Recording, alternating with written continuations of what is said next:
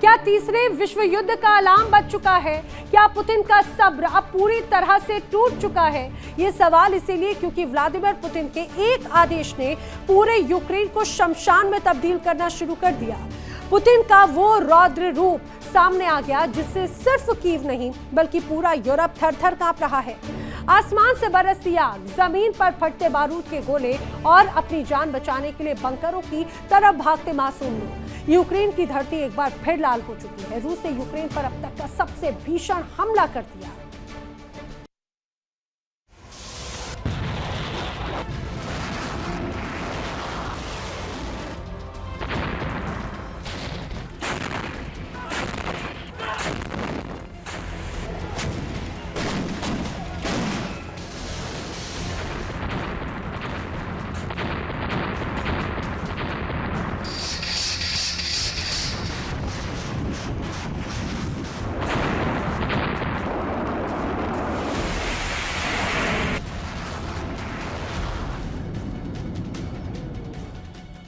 Ukraine की रातें अब सोती नहीं हैं।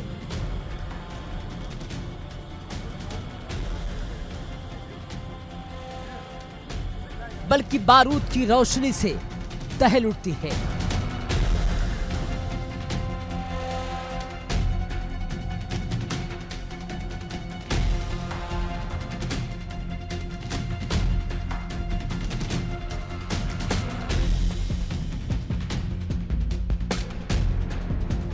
व्लादिमीर पुतिन ने अपनी सेना को वो खुली छूट दे दी है जिसका डर पूरे पश्चिमी देशों को था।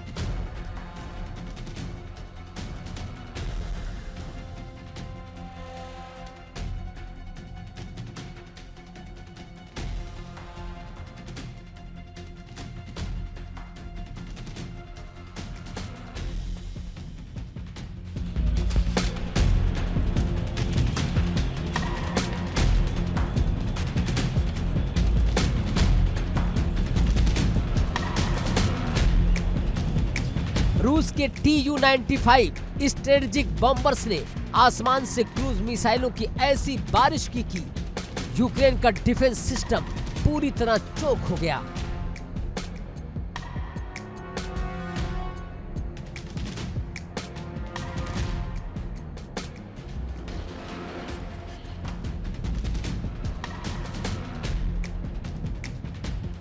कीव, लवीव, खार्किव, यूक्रेन का कोई ऐसा कोना नहीं बचा जहां क्रेमलिन के विनाशक हथियारों ने तबाही न मचाई हो।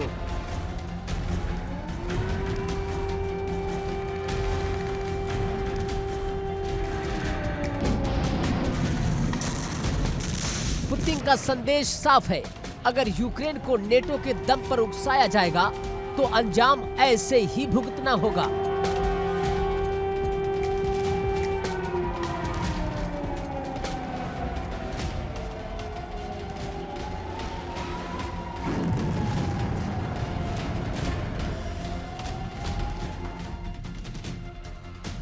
इस महाविनाश ने सिर्फ ज़ेलेंस्की के हौसले नहीं तोड़े, बल्कि इसकी गूंज पूरे यूरोप में सुनाई दे रही है।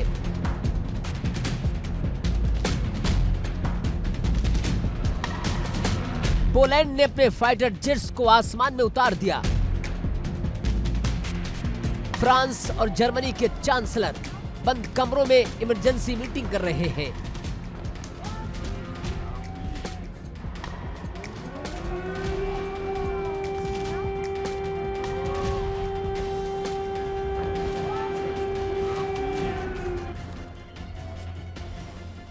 डर इस बात का है कि अगर पुतिन की मिसाइलें गलती से भी नेटो की किसी देश की सीमा में गिर गई तो फिर इसे तीसरे विश्व युद्ध में तब्दील होने से दुनिया की कोई ताकत रोक नहीं पाएगी।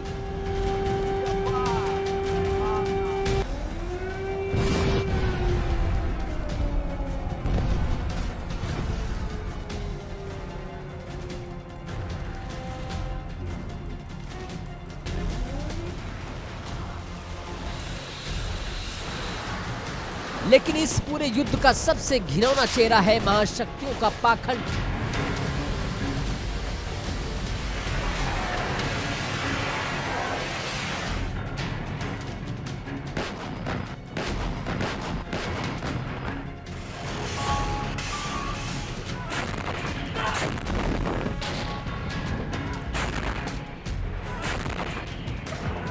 स्विट्जरलैंड से लेकर न्यूयॉर्क तक संयुक्त राष्ट्र के बड़े बड़े आलीशान कमरों में अमन के पैगाम लिखे जाते हैं, कागजों पर प्रस्ताव पास किए जाते हैं, पीस समिति बुलाई जाती है। जैसे ही इन बैठकों का कैमरा बंद होता है, पर्दे के पीछे से यूक्रेन को और घातक मिसाइलें और ज्यादा बारूद सप्लाई कर दिया जाता है।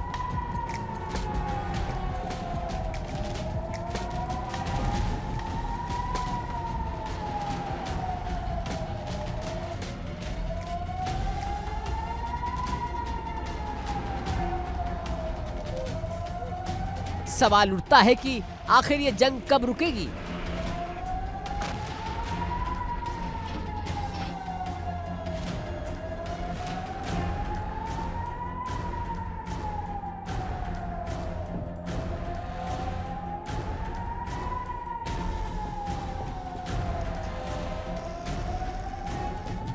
क्या दुनिया की महाशक्तियां वाकई शांति चाहती हैं?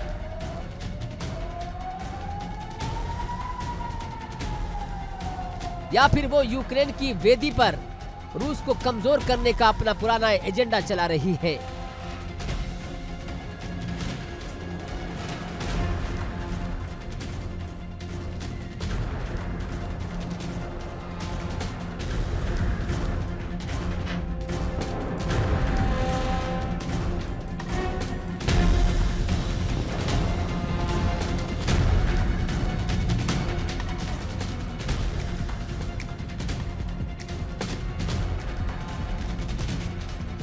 पुतिन ने साफ कर दिया कि जब तक यूक्रेन नेटो में शामिल नहीं होने की लिखित गारंटी नहीं देता और रूस के कब्जे वाले इलाकों को मान्यता नहीं देता, तब तक रूस की तोपें शांत नहीं होंगी।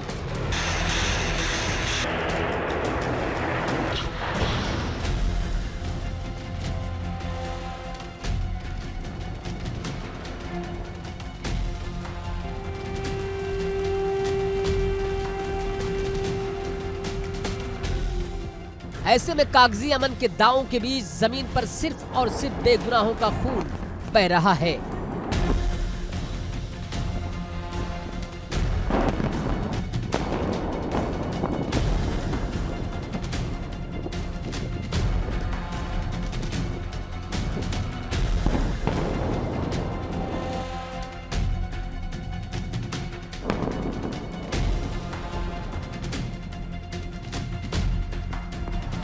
और महाशक्तियों की चौधराहट अपनी रोटियां सेक रही है।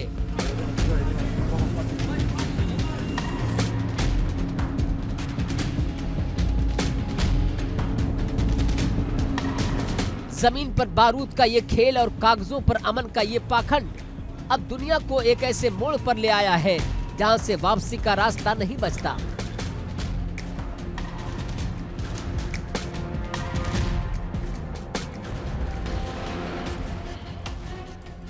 पुतिन का रौद्र रूप इस बात का सबूत है कि अब धमकियों का दौर बीत चुका है, अब फैसले मिसाइल कर रही है।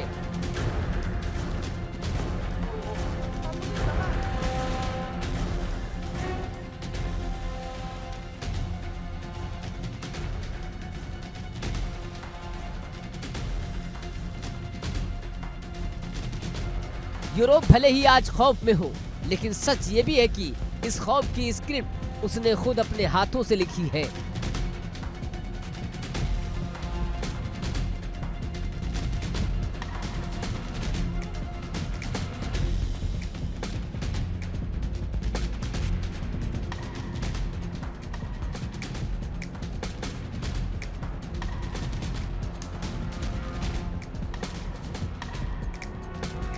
जब तक हथियारों की फैक्ट्रियां मुनाफा कमाती रहेंगी और व्हाइट हाउस क्रेमलिन अपनी जिद पर अड़े रहेंगे, तब तक यूक्रेन की जमीन यूं ही सुलगती रहेगी।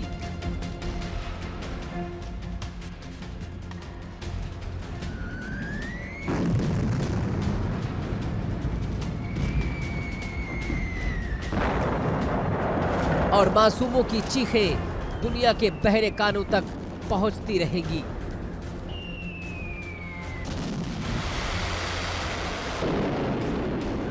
Bureau report, India daily.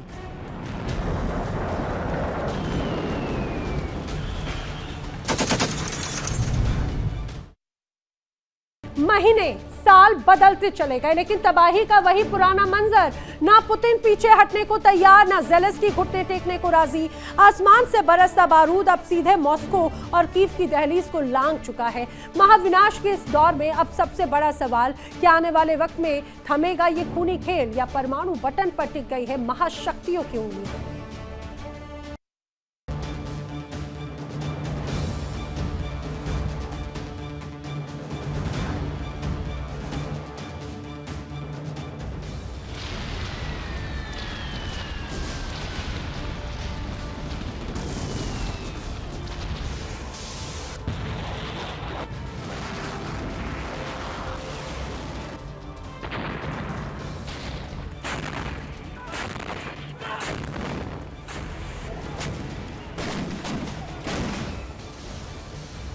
रूस यूक्रेन युद्ध एक ऐसा युद्ध जो सिर्फ सीमाओं के लिए नहीं बल्कि इंसानियत की कीमत पर लड़ा जा रहा है।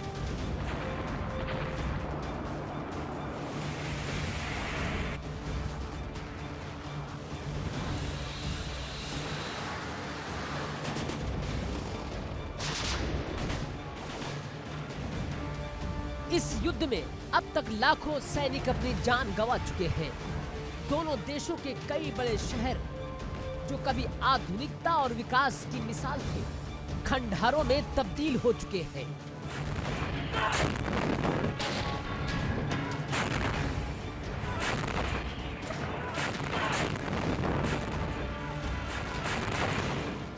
ऊंची ऊंची इमारतें जो कभी जिंदगी से भरी थी, आज सिर्फ मलबे और यादों का ढेर है।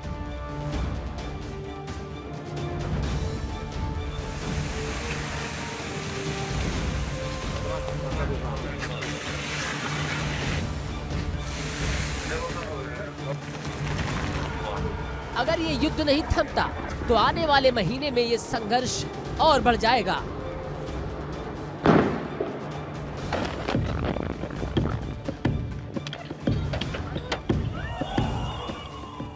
लगातार गोलाबारी, लगातार मिसाइलें हमले, लगातार डर और अनिश्चितता।